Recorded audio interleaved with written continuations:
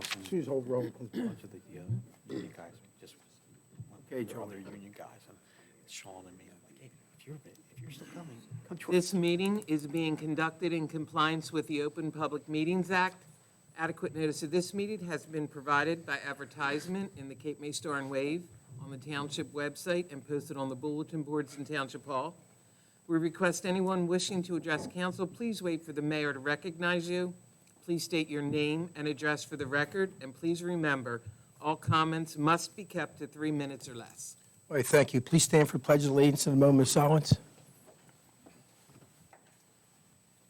I pledge allegiance to the flag of the United States of America and to the republic for which it stands, one nation, under God, indivisible, with liberty and justice for all.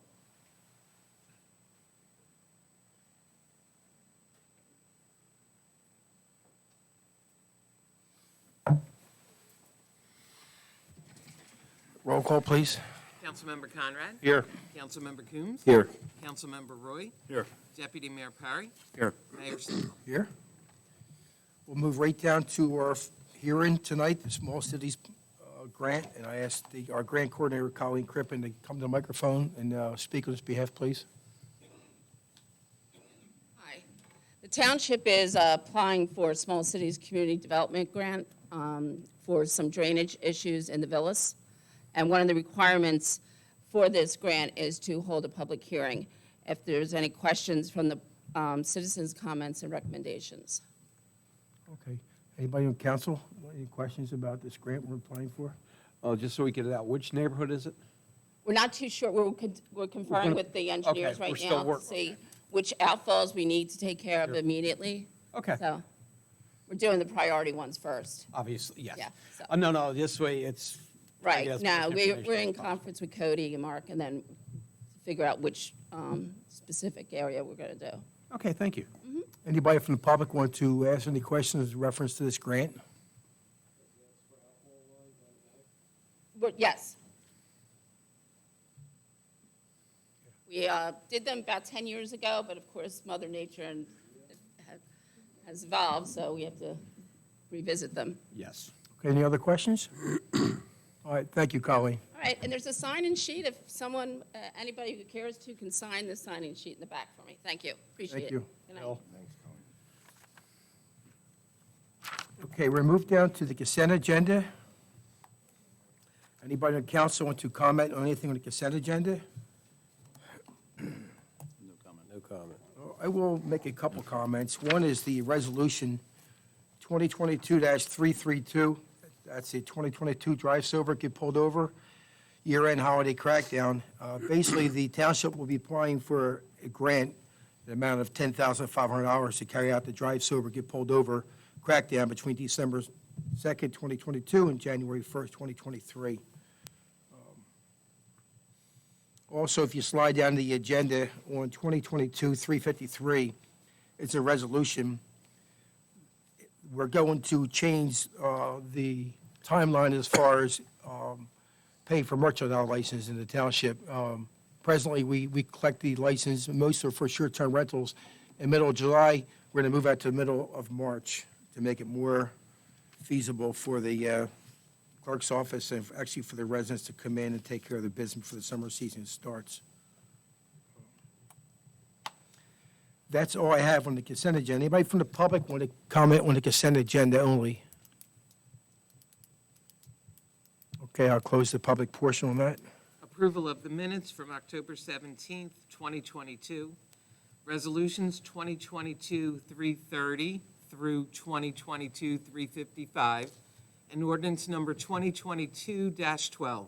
An ordinance amending Chapter 432, mercantile licenses, to modify the license term associated with the rental unit mercantile licenses. And ordinance number 2022-13, the salary and benefit ordinance for the Township of Lower. This is the first reading of ordinances 2022-12 and 13. The second reading and public hearing has been scheduled for December 5th, 2022. Okay, is there a motion to move forward with this? I'll make the motion. I'll second the motion. Councilmember Conrad? Yes. Councilmember Coombs? Yes. Councilmember Roy? Yes. Deputy Mayor Perry? Yes. Mayor Sippel? Yes. Okay, we'll go down to reports. Mr. Laff, you have any reports tonight? No, Mayor. Okay. Okay, at this point, we'll open up to the public for any kind of public comment. So if you have anything to address the council, we ask you to please come to the microphone and provide your name and address.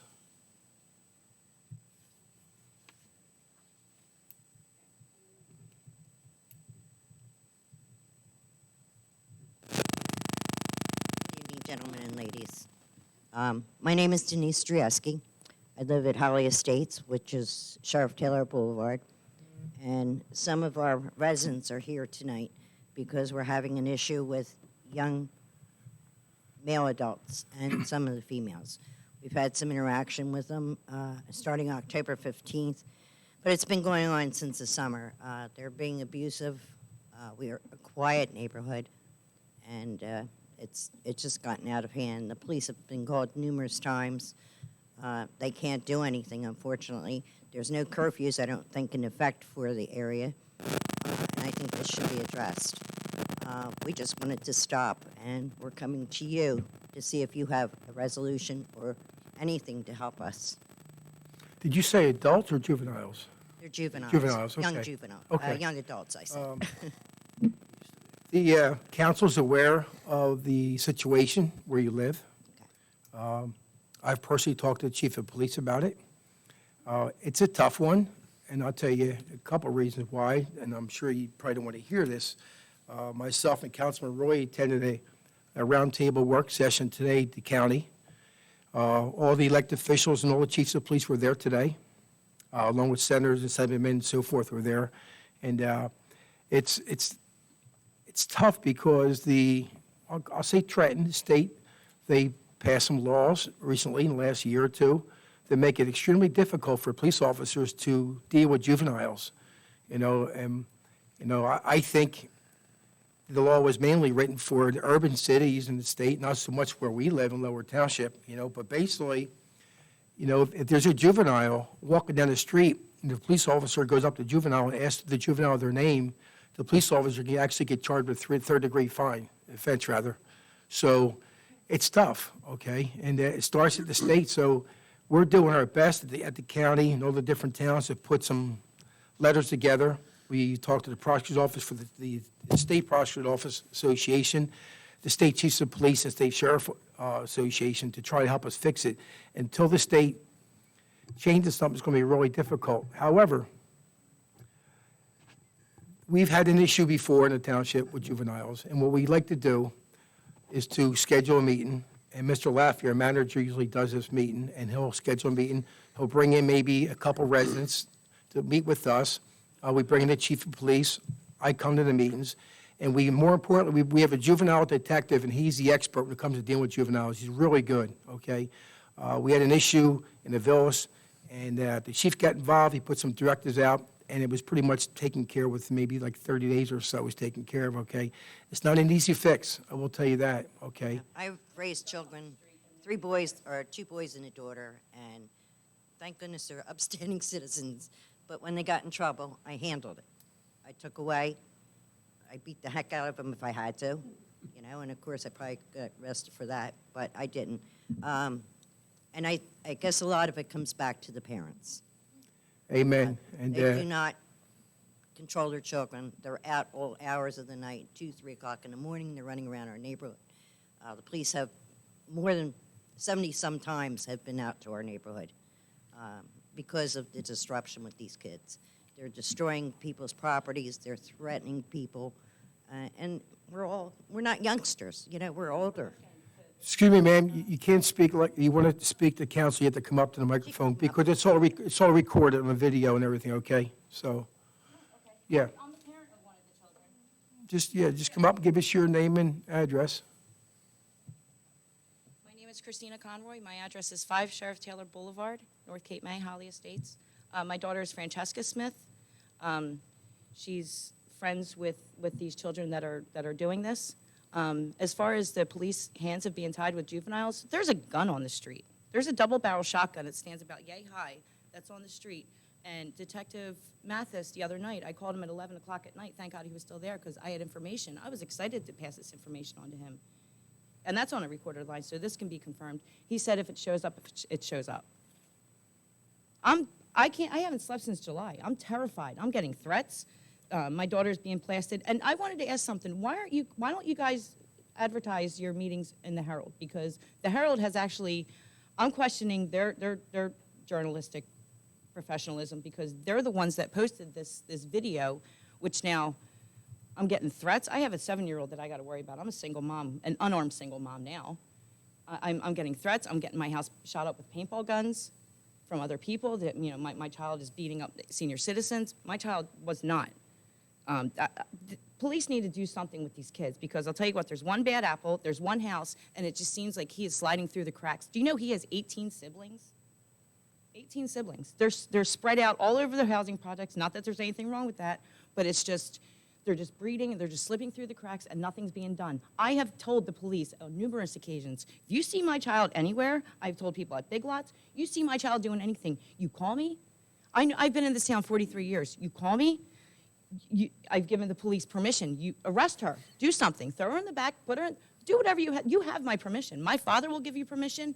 My father has sat up on that bench many times. He is disgusted with what's going on, and there's nothing that can be done. These juveniles have, they're like the mafia. It's like extortion. And I'm sweet to these kids. I'm good. I understand they come from broken homes. I hug them. I cook them pancakes. I give them dinner. I give them a safe place to stay. When they're at my house, they're not in trouble. And they still disrespect me. I'm getting my house broken into. It doesn't end. The parents don't care. All you're doing is you bring us to court on Tuesdays. We have to go in front of Detective or Judge Keywood now. And that's it. That's all it is. We a $134 fine, and that's it. What is being done? Do something. I am giving you permission. There's only so much I can do. I can't even beat my kid because she called DIFUS, and I got told, well, you got to talk to her a certain way. Children, teenagers, it's tough nowadays. Tough nowadays? I grew up in the 80s. My mother beat me up and down Bayshore Road anytime I got in trouble. I can't do that. My hands are tied. Okay? I can't. I don't know what to do. Cops need to do something. I don't know why these kids aren't out scrubbing graffiti off, why they're not scrubbing ambulances. There's no community service. There's no house arrest. Make them stay inside. Let them mess up their parents' house, stay in there. Why are they on the streets? My resources. What if my kid's choking and no, the cops are out and the ambulance are out because these kids are out beating up old people? It's a waste of resource, and there's no repercussion for these children. I'm doing everything I can. I do backhand my kid. I take her phone away. I do punish her. But something else has to be done. I'm beside myself. I really am. And I'm a single mom. I work, and I do everything I can. I'm not on any kind of state assistance. I do everything I can for my children. They're excelling. I put her in Wildwood Catholic. That was $52 a year. I paid cold hard cash for that. I'm doing everything I can. She's excelling in cross country. She's excelling academically. She's beautiful. She's excelling in dance. It's this neighborhood. I can't keep her indoors, but something's got to be done. Honest to God. And I'm sorry, and I know it's a lot, and it's not your kid, but as a community, we have to do something because this is getting violent. Well, I thank feel you for for your you. time, and No, I'm listen, sorry. I want to thank you for coming here because, usually you don't have the parent come and ask them to do something with their kids. It's the other way around, okay? As far as the police department, Mr. Laffey will look into it, the call you made, okay? He'll look at that tomorrow, find out what happened with that. Maybe you guys might get her I her appreciate telephone anything number. you put into this. I really do. You know- And I know that's not your kids to raise, but Listen, I had 3 boys, okay? And back then, they got what they had to get to keep them straight. Today's world, unfortunately, we can't, and the laws are written by the state of New Jersey, by the governor's office, okay? And the attorney general, they put the directives out. The police department, the PDs, they work for the attorney general for the state of New Jersey, who's appointed by the governor, okay? And they make the laws. And, it puts our police officers in a really, really bad position because, think about it, they have 23, 24 years ready to retire, and all of a sudden they approach a juvenile, do something wrong, and they're charged with a third-degree crime. It's terrible. It's terrible. And like I said, we met today, 2 hours here today, trying to find out what solutions we can do to put pressure on the state to change it. Okay, so it's hard, and I feel for you. And again, I thank you for coming here, and I know you're frustrated. Yeah. If we could change the law tonight, we'd work till 3 in the morning and draft it and change it. Our hands are tied. Well, we had the senator come to our meeting today saying his hands are tied. It's tough. their hands need to be tied. Yeah, I hear you. Kids. All right, thank you, gentlemen, I But appreciate it. if you make sure Mr. Laffey has your number, you guys can communicate and try to find out, because if you call the police department, they should respond. You know, one thing we don't get involved as council members, they get involved with police investigations, things like that, because it's not our part, okay? Okay. He'll look into it, and we'll find out what happened, okay? Thank you. You're welcome, though. Thank you. Can I add something? Yes. I'd like to add something. I think it's really important for the residents in that neighborhood to, don't think you're bothering the police by calling every time something happens, because if they can document more frequently what happens over there, that gives them more juice, so to speak, when it comes to dealing with these kids at the court level. So don't hesitate to call all the time. Yes, sir. Can you make it to the mic or not? Yes, I can. Okay, if not, we'll bring the mic to you.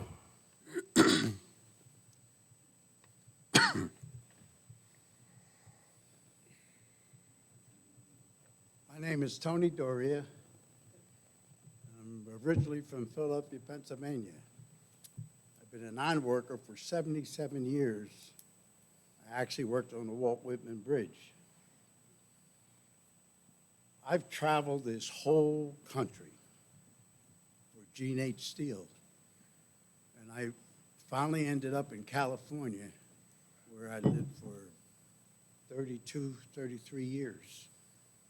And my wife told me it was time to come home because my brother was sick, or I would have stayed in California. But when we found this house on Sheriff Taylor Boulevard, we fixed it up. I spent a lot of money on it. And now the kids are using my home as a playground. And I don't understand where the laws are. Whatever happened to the laws? I mean, I lived in Philadelphia in the 50s. I never had that stuff in Philadelphia. It's changed. I know it has. I moved to Jersey after we finished the Walt Whitman in 57 in Mantua. We didn't have these problems there. I lived there until the 70s, and then I started going to Texas and all over the place. But I don't understand when people say there's nothing they can do. What happened? I mean, I'll be 90 years old my next birthday. And when I was a kid, this didn't happen. If these young kids did something, they got taken care of. They got put in reform schools and stuff. But today, I don't know. I must have missed something all these years. But every place I lived, the place I lived in Tracy, California, we didn't have these problems. So I think it's like, number one, if we can't do anything to the kids, why can't we do anything to the parents? I know if I didn't pay my taxes, somebody would do something. I mean, I don't know. I voted last week, and I don't know who I voted for, to tell you the truth, because I didn't know anybody. At least you voted, though, right? Right. I didn't know, so I voted. But it's like, we spent a lot of money on our home, and what was it, hon? 3 weeks ago, 4 weeks ago? They used the front of my house to do wheelers with their bikes, jump on my steps, pull up new lights I just put in, new plants. I didn't know it, but I had them on video. I called the police. They come the next morning. They looked at my video, and there's nothing they can do.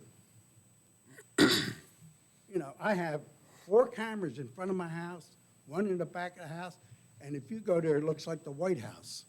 It's lit up with lights. They do not care. I mean, I don't understand when I hear there's nothing we can do. It's a tough situation. I don't understand that. No, it's a tough one. I mean, trust me, everybody in this council is 100% behind you, okay? Except the laws are made at the state level, and unfortunately, it's just they passed the laws. You know, if we were able to modify things at our level, we would, but we're not allowed. And the Attorney General puts directives out that the prosecutor has to follow, which means the police have to follow also. So it's a tough one. Until they start changing some laws, They are looking to maybe make some adjustments, I'm told, okay? And I'll give you an example. A year ago, if a child was walking down the street and had a can of beer, 14 years old, and the police officer pulled up and saw the kid drinking beer, he was not allowed to take that kid home to the parents. That was the law. They changed it, but that was a law one time about a year ago. Now, how silly is that? How are you going to correct the kids if the cops can't go back and tell the parents what they're doing wrong? So that's what we're dealing with right now in New Jersey. What about curfew? Curfew is unconstitutional according to the state of New Jersey. You're It's- infringing on civil rights. Can I jump in for a Yeah, second, go Frank? ahead. Get rid of those people up and, We're not going to argue that today. all right, thanks. Okay, just in Avalon, they had the problem with the juveniles. Avalon. They tried to enforce the curfew laws. They were told not to. They had to close their whole promenade to everybody, and then they were allowed to make arrests and stop people. But how are we going to do that in a neighborhood and say, you're not allowed out of your house after a certain time? The laws are My wife won't ridiculous. let me out. Oh. There's a point there. But our problem is the kids now know they can't get in trouble. We've had the issues, as they said, in the villas. I represent the villas. We had to come up with different solutions. It's a pain. It used to be a simple thing. I can tell you stories of a kid that grew up, said, we were starting to act up on a July 4th weekend. One of the cops pulled us over, lined us up, slapped us all upside our heads, told us, if I see you outside again or I see you acting up or anything happens, I'm coming and busting all of you. And he goes, we sat at home the whole rest of the weekend. But there was a respect, and the parents enforced it, and the whole community. Now we're being told, as she said, by DIFAS, oh, you can't do that. You have to talk to them a certain way. How are we going to correct the problem and teach them proper discipline? I have a son.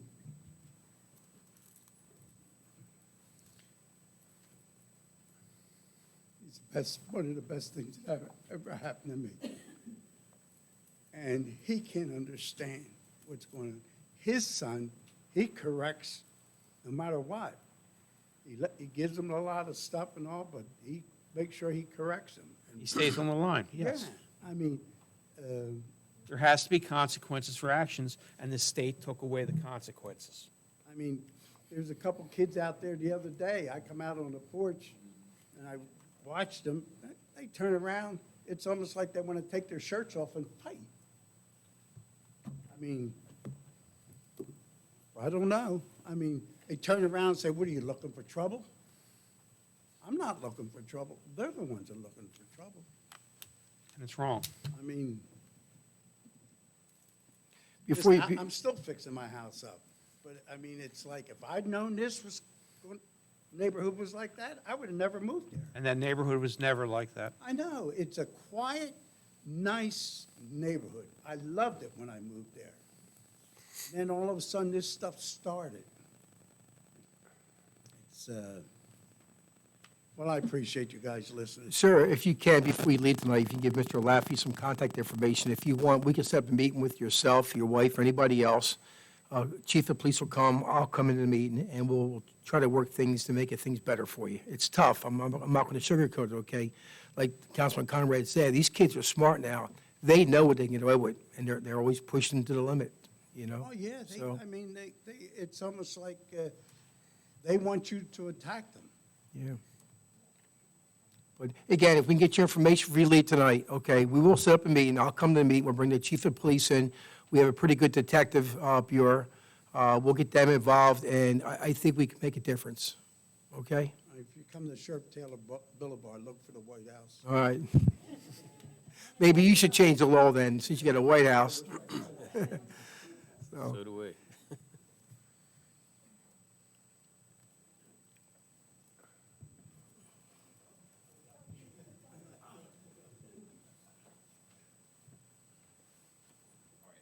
Doug Ortlip, 5 Loblolly Lane. Same problems, had 4 incidents with these kids. Same neighborhood kids, they hang out at Christina's house all the time. They walked by the house yesterday, or today, 3 kids, and it's getting old. And something bad's gonna happen. And I said, it's just getting, I've been called the N-word and this, and we're gonna kick your ass. And I'm like, I'm over it. I said, Tammy was there, she was babysitting for us. They're like, we'll kick your ass, Grandma, all this stuff. I said, I'm done with it. I said, so something, like, I said, I'm not getting stabbed with a pocket knife or some other crap. I said, because these kids are like, it's ridiculous. But I said, Christina's working, they're hanging at her house all the time. In and out, down the street, back. They wouldn't even be in our neighborhood if it wasn't for that. And I said, yeah, I've been cursed out by the order. I said, I'm just over it. And I said, something has to be done. I said, we'll meet with whoever or whatever. I've talked to a couple of the parents of the kids, and I said, something has to be done. And, yeah, we keep going, we keep talking to cops, keep talking to you guys, like, what's the next step? Well, the next step right now is to meet with the We manager. can't do curfews, we can't tell the parents, we can't find the parents, like, what are we gonna do here? We're, go ahead, I'm Yeah, sorry. somebody's gonna get hurt. I said, somebody's gonna hurt. I said, they're gonna be carrying a weapon or a knife or something like that. Somebody's gonna get hurt in our neighborhood. And I'm over it. And I said, I'm not gonna be getting hurt. I can tell you that right now. So you guys need to figure it out before it goes to the next level. Yes, ma'am. I'll second that. I'm Tammy Patterson. I babysit for him. And I was out potting the dog with the baby, and they came up, let the dog loose on the dog. Now, the dog's elderly. So I'm like, I'm trying to get the kid in, I'm trying to keep the dog in, I'm trying to like, keep the dog away from the other dog. The dog's trying to bite me. These kids come running up on me.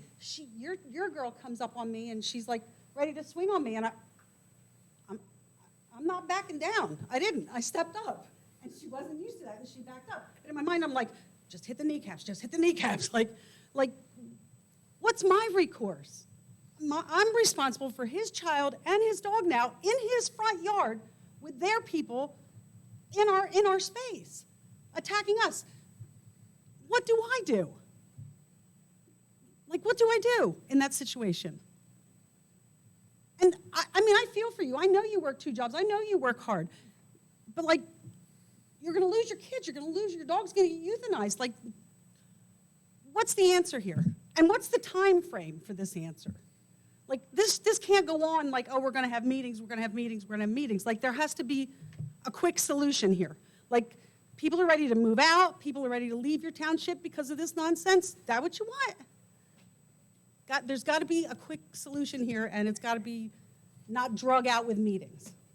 That's all I wanted to say. Thank you. If I can, real quick, I'd like to address something. We had, like the mayor said, had some similar issues in other neighborhoods and made some good strides in those neighborhoods to kind of control some of the kids. I don't know whether moving from area to area, that might be some of the things, might be some of the same kids. I don't know that, but we'll try and find that information out. And that has to start with a meeting. We'll meet as soon as Wednesday, if you like. I know no one will be here tomorrow. Wednesday, we'll set up a meeting. I'll get your number. And, of course, we probably won't all meet, but if you have a select group of people that represent you, we'll come up with solutions as long as we can get the police there to try and make some difference in your neighborhood. And we have done that in some other neighborhoods in Lower Township, too. Yeah, absolutely, yes. This is the first that I've met with any of you, so if we can start that progress, or that process, we can move forward with it. Yes, sir. You're up. I'm ready, okay. My name is Stephen Paleo, 2 Loblolly Lane. By no means am I a lawyer, but I was reading the Attorney General's Enforcement Directive 2012, and it's regarding to promote the Juvenile Justice Reform Act. And all I keep hearing is saying that this is out of the cops' hands. It's not. One of the things the cops could do is what they say is a curbside warning, which is what they've done all summer. And one police officer did it at least 19 times. But then I'm reading that it can even go further, where an officer can overcome this presumption and initiate action more formal than a curbside warning. The officer has reason to believe that the juvenile is presently engaged in other more serious unlawful conduct, or the juvenile continues to engage in the same unlawful conduct following the issuance of a prior curbside warning. So the police can take it the next step. The police aren't. So like Doug said, this is getting out of hand. And if the police aren't going to handle it, do you want us to handle it? It's going to get nasty. So, I'd like to ask our solicitor I mean, if to, you want a copy of this? no, sir, we talked about that for 2 hours today. But I'll give you an example. There's a kid doing something wrong. The cop goes up to that kid and says, "What's your name?" The kid says, "I'm not going to tell you." The cop can't get it from the kid. So how do you know it's his first offense? There's no way to document I nothing. understand what the law is saying, they don't want it to become monetary and all that, but they're also saying that this can also become a station house adjustment, where the parents. We know are about involved. that. We're not even getting the parents involved. We're doing station house adjustments as we speak right now in the township. With who? I can't get that information out, okay? Not But these kids. I'll ask our solicitor to comment on what you're talking about. Well, I mean, he's right to a point, but when it comes right down to it, the system just doesn't have a lot of teeth to deal with what you might characterize as ongoing nuisance conduct on the part of these kids, because at best, if there's probable cause, they bring him in and they have to let him go. Almost no juvenile, based upon the guidelines, unless they do something really, really serious, is going to get detained or going to get held. And that's become particularly true with the onset of COVID. I don't know what the rhyme or reason is, but, anecdotally, that's been the case for about the last 2 or 3 years. It doesn't seem like, unless the juvenile really does something, maybe goes the extra step that the other gentleman was talking about, they're going to, bring him in, try to adjust him, and leave him out. They may not even be able to track down the parent. It's terrible. It's just a bad. But this is building up. I mean, now they're threatening Well, to stab, they're threatening to kill. But I I mean, when does it stop? But this is the first time council's really hearing it from you as a group and individually. And as Mike said, we have put in some strategies in connection with other neighborhoods.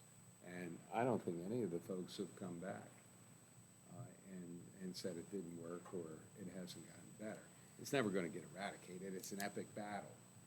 Hopefully they'll move on and, Not moving on. disperse. You're not moving on. This is- You have to adopt, that's what you're going to meet with the manager and the chief of police over, and they're going to try to come up with a strategy that's going to work a little bit better for you. Yeah, but how much time do we have? I mean, Where we have to start the process. and the other question is, how many resources do we have? Because the police. You have plenty of resources. You had 6 cop cars that night. You had an ambulance. You have the resources. The other night at midnight, I'm coming home from the Phillies game. 2 of the kids are in the Acme Shopping Center. 3 cop cars are there. Right, well, For part 2 of- young girls. Part of, I'm sure, and I'm not speaking for the chief of police or anyone else, but I'm sure part of the strategy is beefed up presence, because that takes care of a lot of the problems in and of itself, if they can allocate those resources to that location. But they're not afraid of the police. Well, One of the kids was vaping in front of the cop, blowing in his face that night. They don't care. I hear what you're saying. Years ago, it would have been a black And jack and I a feel phone your book. frustration. And we would have been dealt with that way, Well, we all understand that. I mean, everybody up here and in this room feels your frustration. But there has to be a I solution. just hope to it doesn't happen in your neighborhood. Anybody else? Yes, ma'am. Cindy Rosenberg, 103 Apple Blossom Drive. When you have your meeting with the police chief, you had spoken about a presence. We don't see much of a presence back in our neighborhood, which is next to theirs. So maybe beef up the presence. Our next door neighbor's yard was broken into 12:30 today. So, night, day, just a quick drive-by would be appreciated. Okay, thank you. Anybody else? Okay, I just want to thank you for coming out tonight. I know you're all frustrated. We're frustrated, okay? We wish we could change the law tonight and do things better, okay? It's difficult, but it's not impossible, okay? As Mr. Laffey mentioned, we've had a couple areas of the township that went through similar issues, we'll call it, and that we sat down with the chief, the detectives, they come up with a strategy, okay? And so far, it's worked, okay? They go back and they check, they talk to the owners, and they're satisfied with what was done, okay? And every situation may be a different strategy, okay? So we really can't discuss that in an open public meeting, okay? But if Mr. Laffey has your contact information, he'll arrange a meeting. I'll try to be there if I can, or I think I should be able to be there. We'll get the chief of police to come in, the detectives, and we'll come up with a strategy, and hopefully we can help solve the issue. So, yes, sir. Yes, you can. The police in front of our house, ever since that incident, they've been parking their vehicle there. The lights on and stuff.